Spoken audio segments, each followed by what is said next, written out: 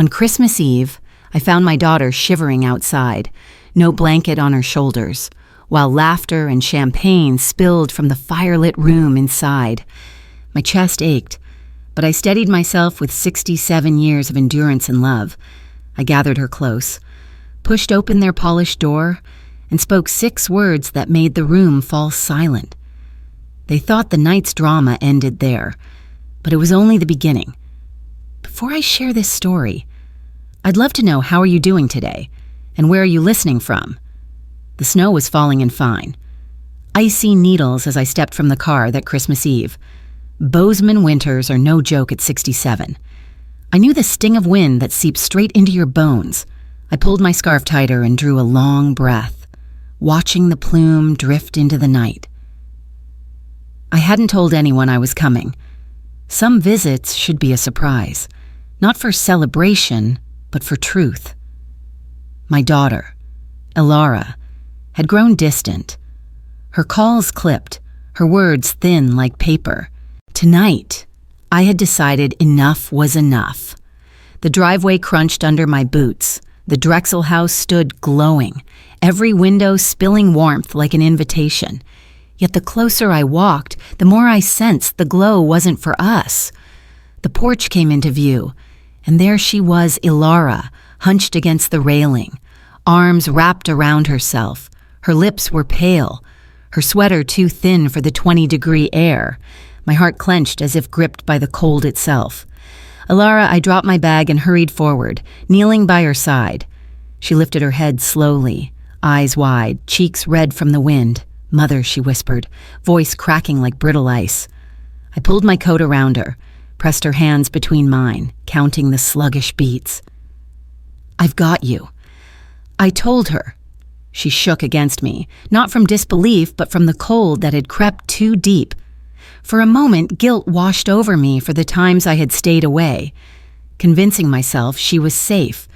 But guilt has no use in moments like these. Resolve does. I looked through the window.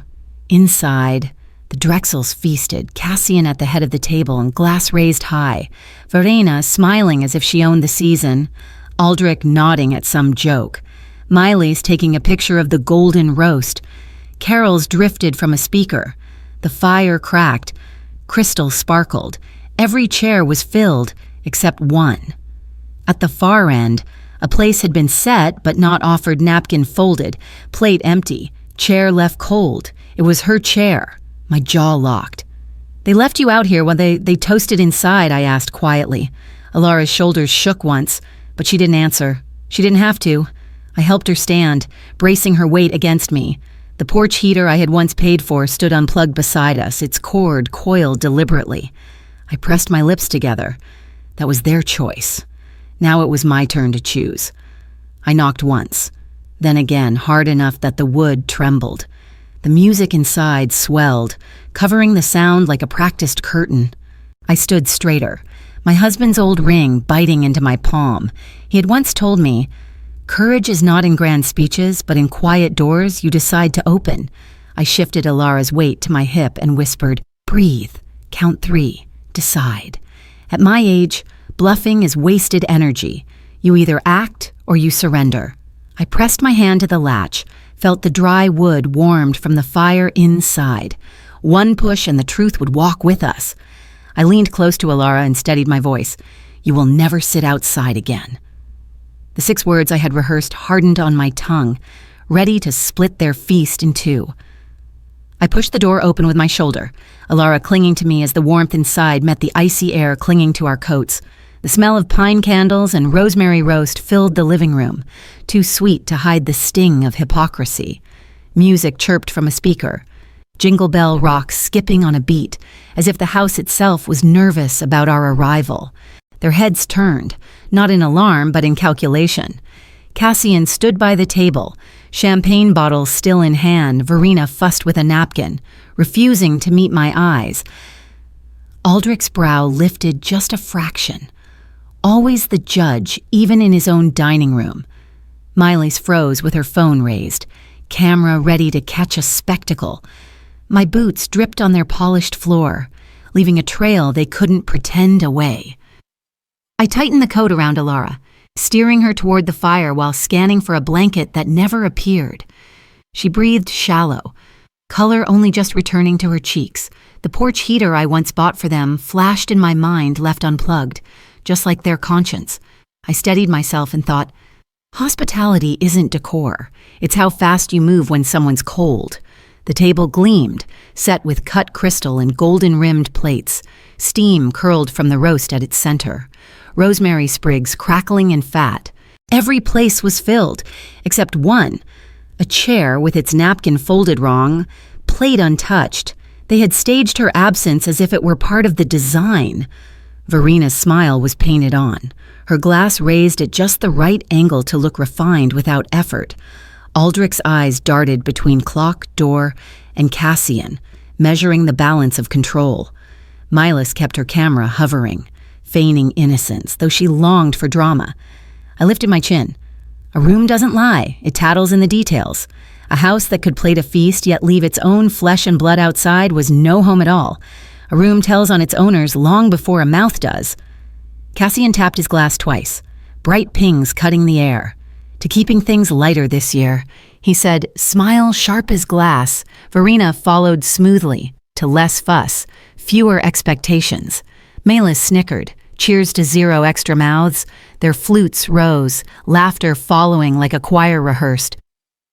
Only Aldrich stayed stoic, nodding once as if sealing a verdict. Alara's shoulders curled in. I pulled her coat tighter and set her on the sofa, positioning myself squarely between her and their view. I didn't answer their toast. My silence was its own gavel. They thought I'd protest, maybe beg for civility. Instead, I let their words echo against themselves. Cassian's eyes flicked from the empty chair back to me, satisfied that I understood his little play. He mistook my stillness for weakness. He had never lived long enough to know the power of waiting. Mockery is a borrowed crown. It slips the minute work walks in. I drew a slow breath. 4 counts in, 6 out, steady as snow. My sleeves stiff with frost, my daughter's fingers blue. Their heater off, her chair empty. Those were the facts. Feelings could come later. I had paid for this porch, for hospital bills, for peace I never received. Tonight, my balance was due. I took a step forward so the firelight showed the ice clinging to my coat. I met Cassian's eyes, then Verina's, Aldrich's, Milas's. No flinch, no apology, just witness. Then I let 6 words fall, each clear as a bell. Real family never leaves blood outside. Cassian blinked hard. Verina's hand froze mid-gesture. Milas lowered her phone. Even Aldrich's jaw twitched. I said nothing more. Adjusting the coat around Alara as though nothing had been spoken. Respect isn't requested, it's demonstrated. Verina set her flute down softly and said she needed to cool her head. Verina's words, she needed to cool her head, hung in the air like frost clinging to a window pane. I stepped forward, placing myself fully between Alara and the room. A wall the wind could not cross. Cassian chuckled, leaning back in his chair. Don't make a scene in my house, he said. His voice smooth, but his eyes sharp, testing how far I'd bend. I didn't need volume to answer. I adjusted the coat around Alara, tucked her trembling hands closer to the fire, and studied her color returning. Practical care was my rebuttal. That porch heater they left unplugged bore my fingerprints. Their choices had consequences, and I would not let them forget it. A cold remark says more about the speaker's temperature than the weather. I straightened, fixing my eyes on Cassian. Let me make this clear, I said, steady as a gavel.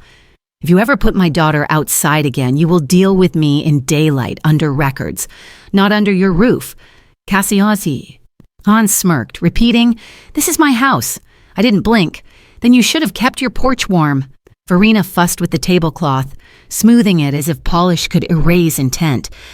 Aldrich checked the mantel clock, calculating optics.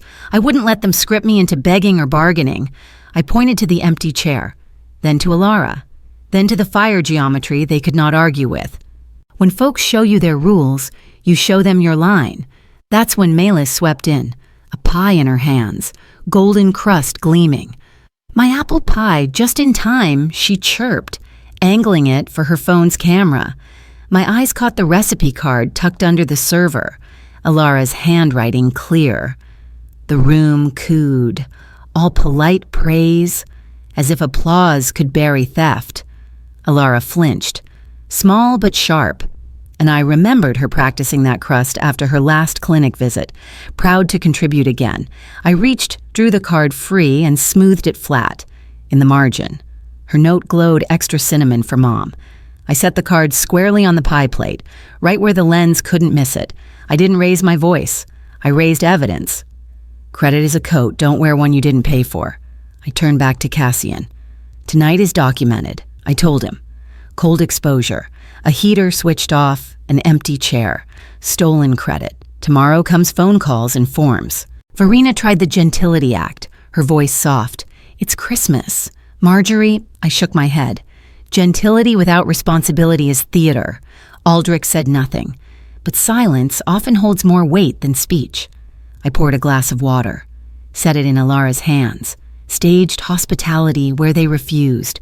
Milas muttered, it was just a pie. I locked eyes with her. Then you won't mind the right name on it. Mercy isn't a discount on truth. I gave them one final line, sharp as steel after the holiday. We do this under lights that don't flicker. Cassian raised his flute again, trying for control, but I didn't blink. I steadied Alara, helped her stand, and nodded at the empty chair evidence more damning than any speech. The Bluetooth speaker tried to launch into another carol. I reached out and tapped it off. The silence was honest for the first time. I'd rather be cold with truth, I said, guiding Alara toward the door, than warm with pretense. After the holiday, I added, we do this in court. The first business morning after Christmas. I walked into Gallatin County Courthouse with Alara at my side. Salt-stained mats lay across the floor, the scent of disinfectant clinging to the air. Security bins clattered as people shuffled through, and a bulletin board displayed charity photos with smiling children. Alara clutched my coat close.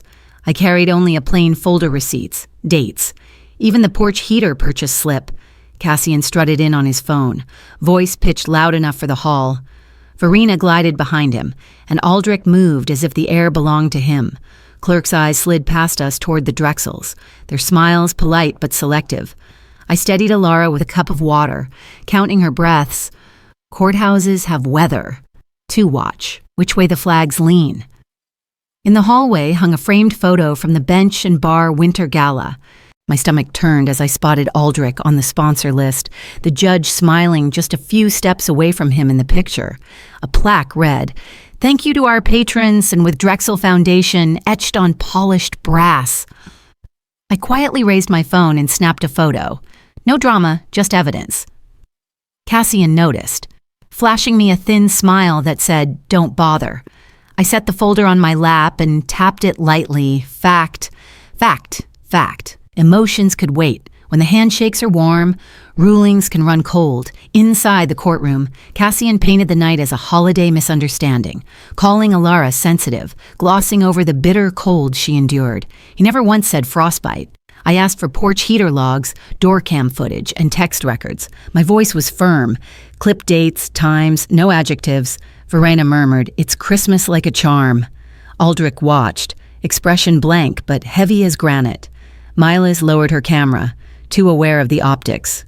The judge cut our time short, delivering a temporary order that allowed us to collect essentials, but assigned no blame.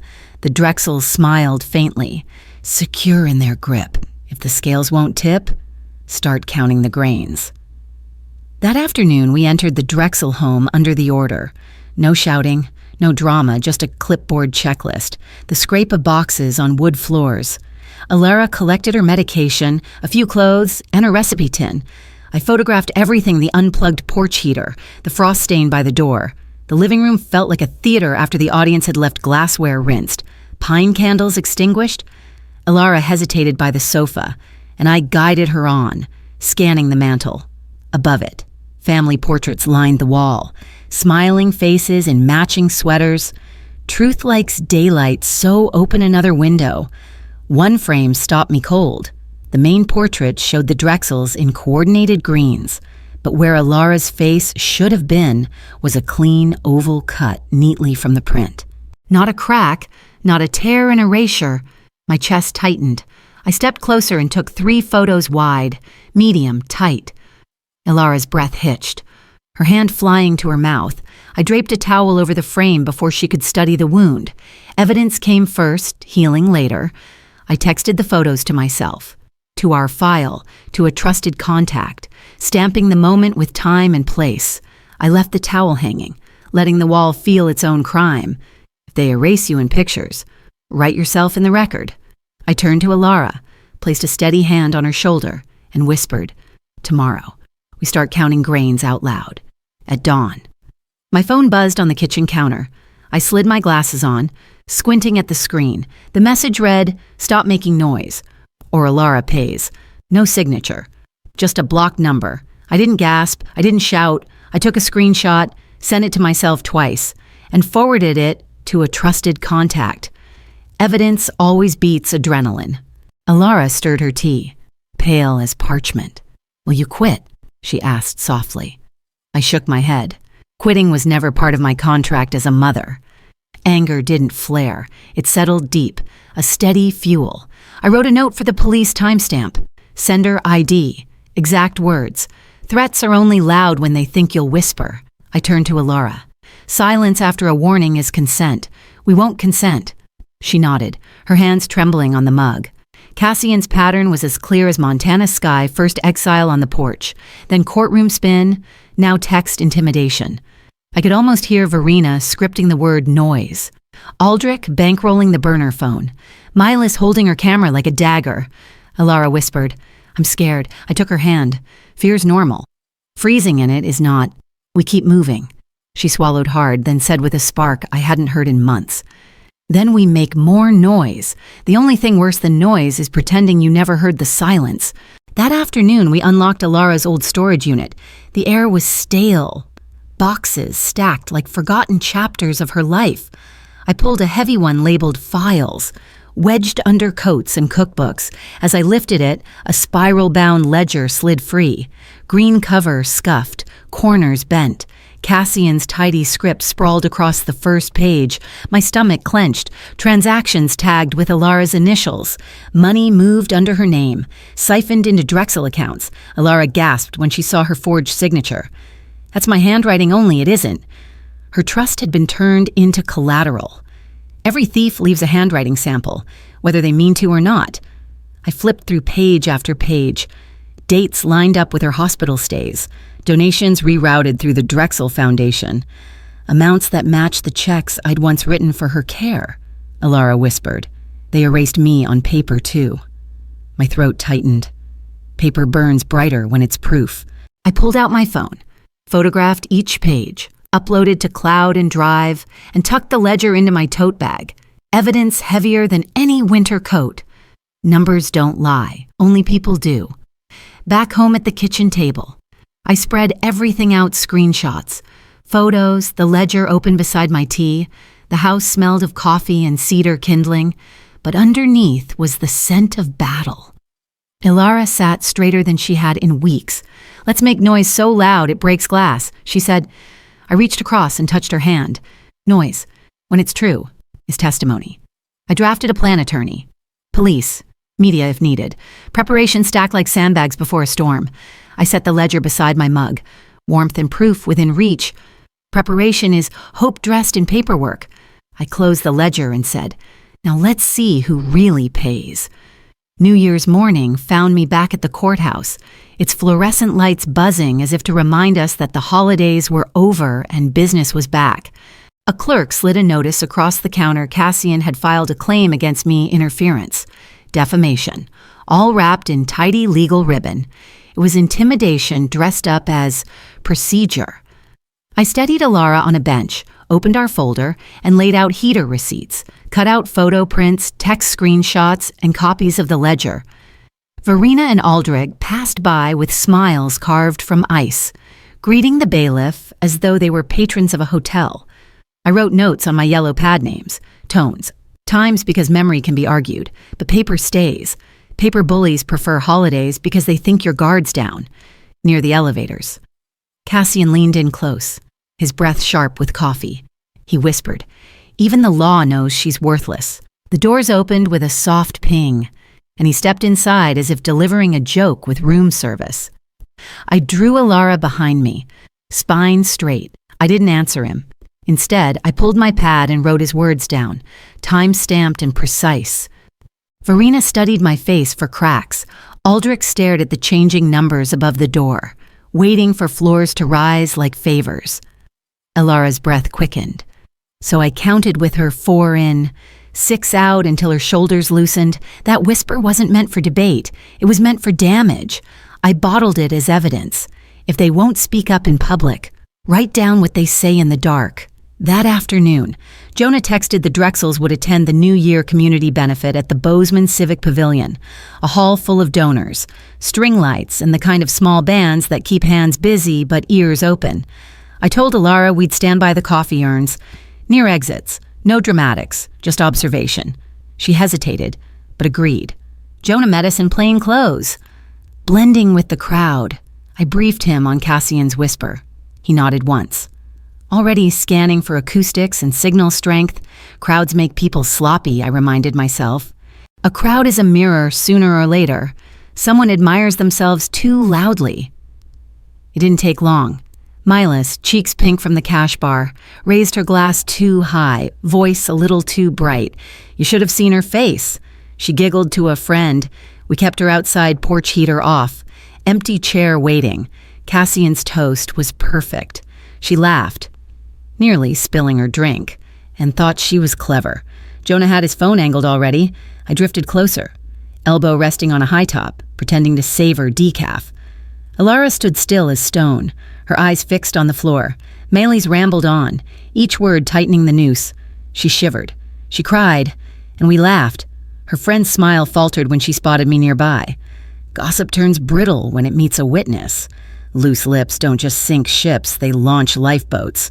Jonah slipped the phone back into his pocket, file already saved twice.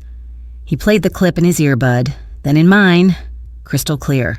I marked the time, the table, even sketched the layout on a napkin chain of custody airtight.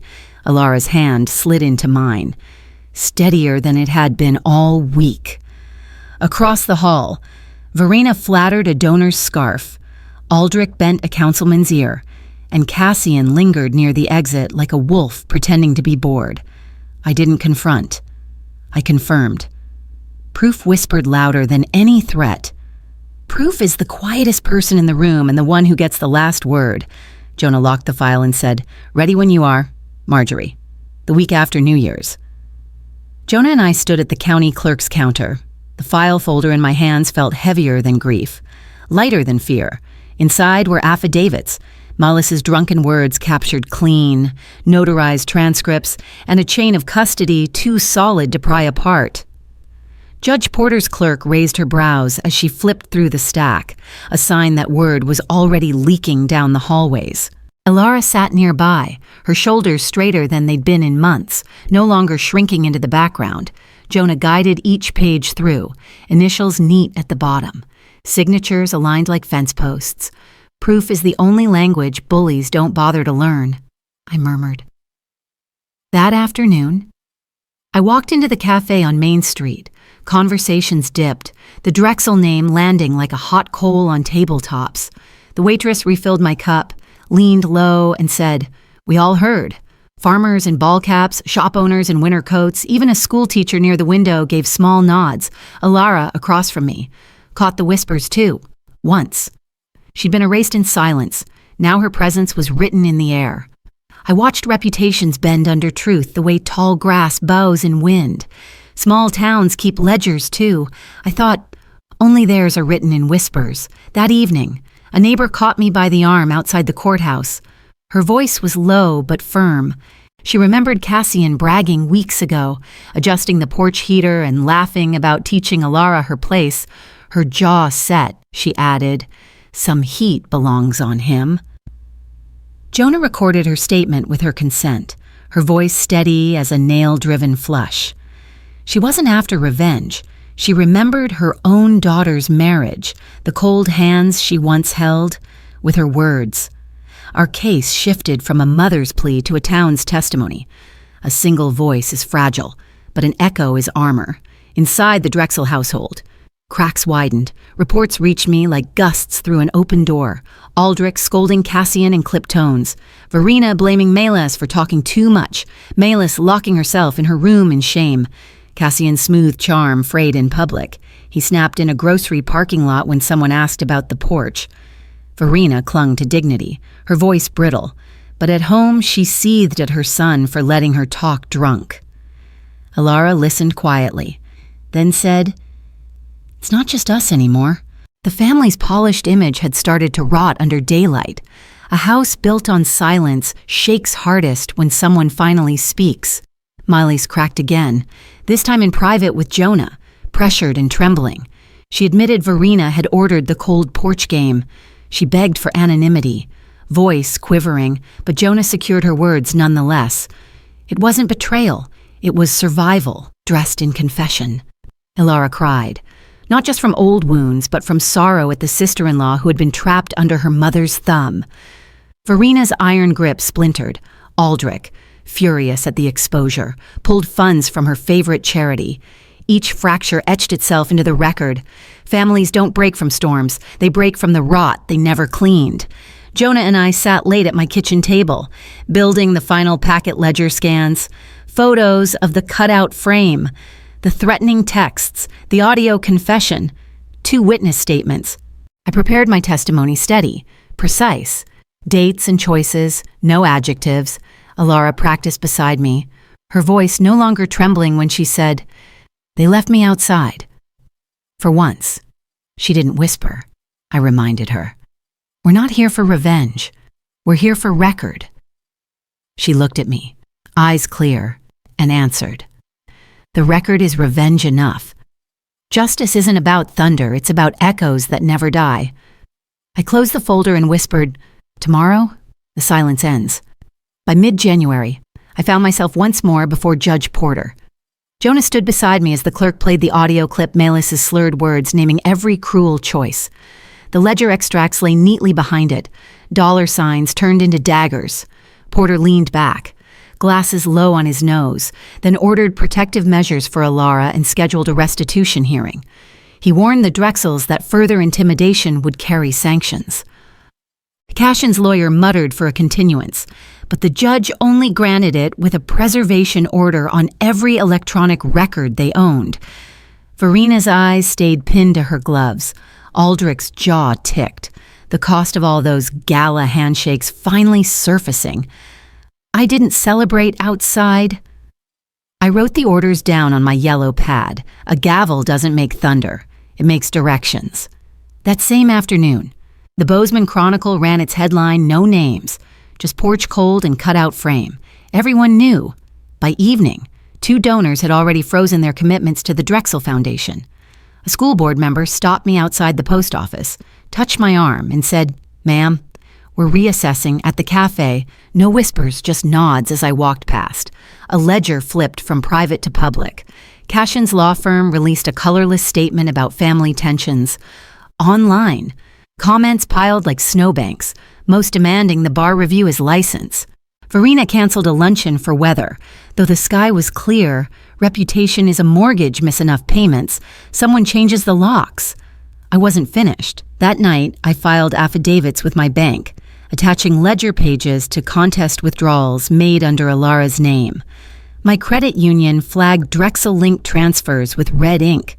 I mailed certified packets, one to the Bar Association with Cassian's forged signatures, one to the Foundation Registry with Aldrich's donation trail, one to event sponsors listing Verena's public record, at my table. I sealed an envelope addressed to Cassian with nothing inside but a voided check stub and one sentence, "This is the last check you'll ever cash in my name." Then I signed Alara's new lease guarantee and called a locksmith. "Security starts with the lock on your own door," Jonah texted. "Steady as you drive." I answered with a photo of the sealed envelopes. Mercy without boundaries is just permission. 2 days later, I took Alara to the community center kitchen. The sign on the door read, "Baking Class Apple Pies." She laughed, a real laugh, and signed herself up. Jonah arrived with a space heater tucked under his arm and asked her, simple and direct, "What do you want next?" Alara held her breath a moment, then said, "My own keys, and a door that opens." I placed a warm key in her palm. We built a new folder together, labeled Future Inside when a resume draft, therapy appointment card, and her class schedule. I caught her reflection in the window. For the first time, she saw herself not a cutout, but whole. Hope isn't a lighthouse you find, it's a match you learn to strike. That evening, snow began to fall. I set a blanket on the porch chair outside my apartment, plugged in the heater, and brewed tea for two. When the thermostat clicked, Alara chuckled softly, the sound like a truce with winter. I snapped a photo of the warmed porch and labeled it on my phone. Evidence of us. Across town, the Drexel mansion still blazed with light, but fewer cars lined their drive. Illumination without welcome is just wattage. I leaned close to Alara and repeated the 6 words, not to wound, but to anchor. Real family never leaves blood outside. Some endings aren't doors closing, they're doors relocked from the inside. A firm knock sounded, then a pause long enough to mean change.